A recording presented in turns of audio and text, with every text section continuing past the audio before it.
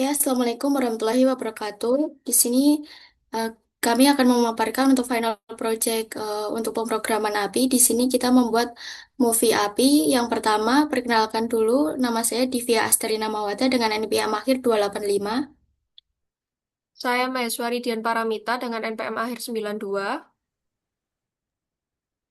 Saya Arisa Dwi Sena Anindita dengan NPM akhir 49. Saya Nugraini Dewi Puspitasari dengan NPM akhir 260. Untuk yang pertama, di sistem ini menampilkan untuk landing page yang menampilkan informasi mengenai movie API, database API. Halaman ini berfungsi sebagai pusat informasi bagi pengguna sebelum menggunakan layanan API. Tampilan ini dibuat oleh yang pertama ada navbarnya yaitu register, login, dan dashboard sendiri yaitu sebagai landing page.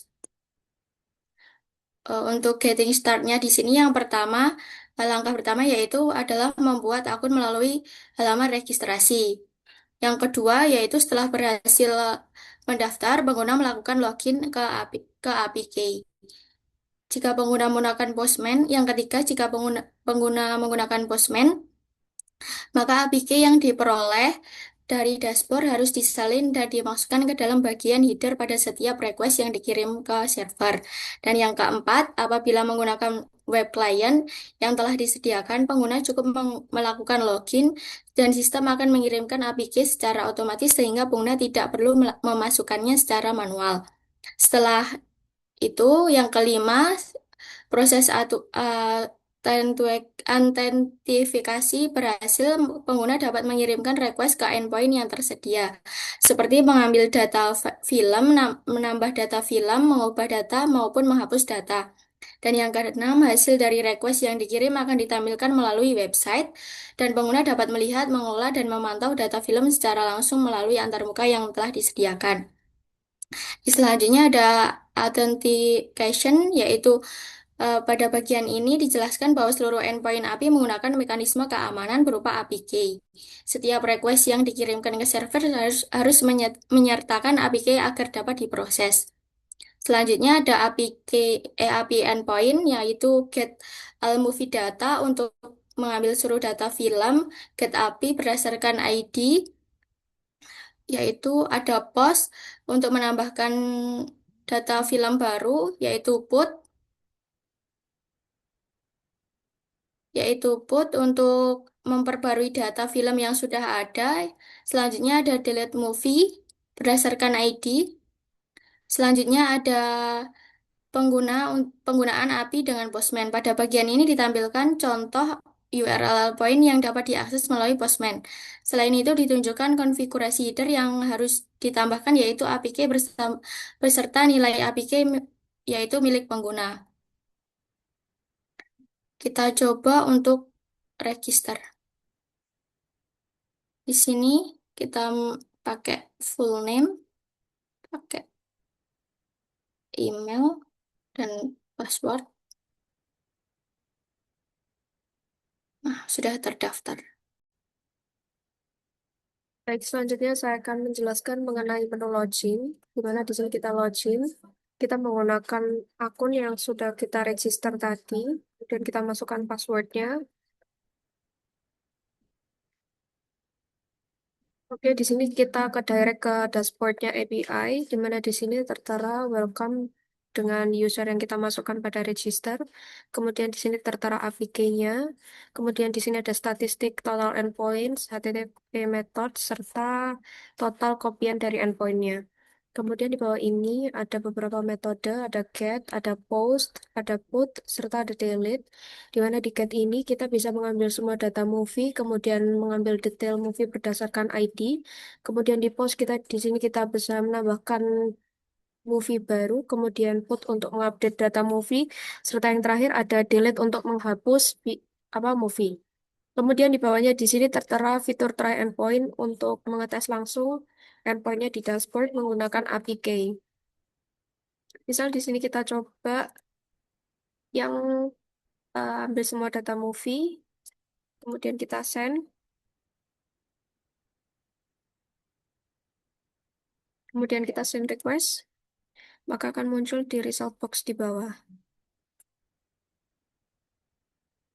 Dapat dilihat pada tampilan layar yaitu website milik klien yang digunakan oleh pengguna untuk melakukan CRUD data film ini. Nah, pada halaman ini pengguna dapat memasukkan akun yang sudah dibuat pada web pertama yang digunakan untuk login di halaman web pertama juga di web server API, di mana pengguna hanya tinggal memasukkan email dan passwordnya saja. Nah, pada web klien ini dirancang untuk terhubung dengan web utama atau web servernya melalui mekanisme autentikasi menggunakan APK. Jadi saat pengguna melakukan proses login pada web klien ini, sistem akan mengirimkan data login ke web utama, yaitu data emailnya dan password. Nah, sistem akan setelah datanya dikirimkan, nah jika data yang dimasukkan itu valid, maka web utama akan mengembalikan APK yang sudah terbuat sebelumnya dan tersimpan, yang kemudian akan diterima oleh web client sebagai sesi pengguna seperti itu.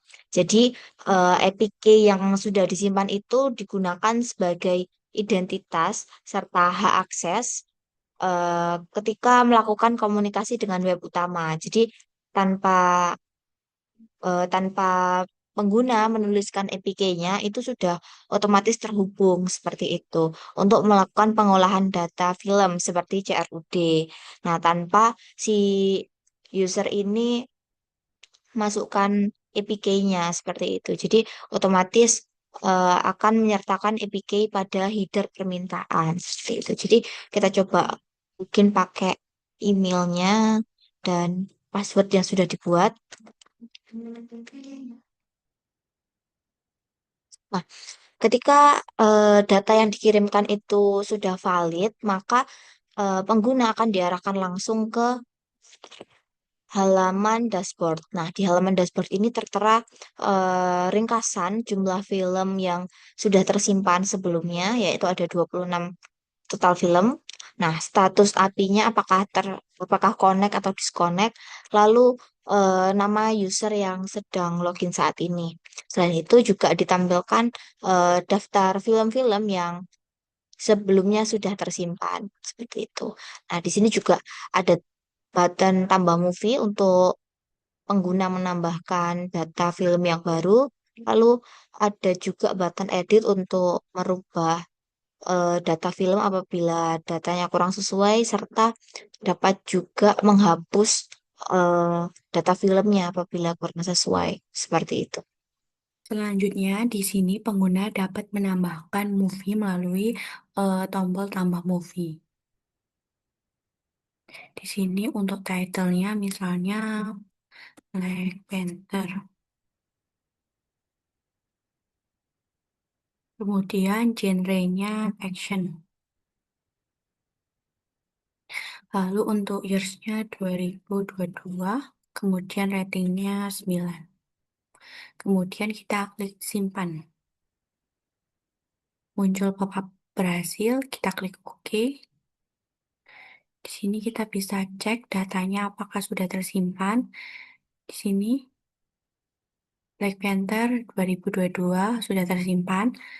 Di sini pengguna bisa edit datanya melalui tombol edit. Kita klik tombol edit. Lalu kita ganti misalnya title-nya Avatar. Kemudian genrenya action, lalu tahunnya 2025. Untuk ratingnya misal 10. Kemudian kita klik update movie. Sini kita bisa lihat bahwa sudah terupdate. Lalu jika pengguna salah memasukkan data, pengguna dapat menghapus melalui tombol hapus. Di sini ada peringatan apakah pengguna yakin ingin menghapus movie. Jika tidak, maka bisa klik batal. Namun, jika ingin menghapus, maka bisa klik hapus. Lalu muncul notif, kita klik OK. Di sini kita bisa lihat bahwa datanya sudah terhapus. Sekian presentasi dari kelompok kami. Mohon maaf apabila ada kesalahan. Terima kasih.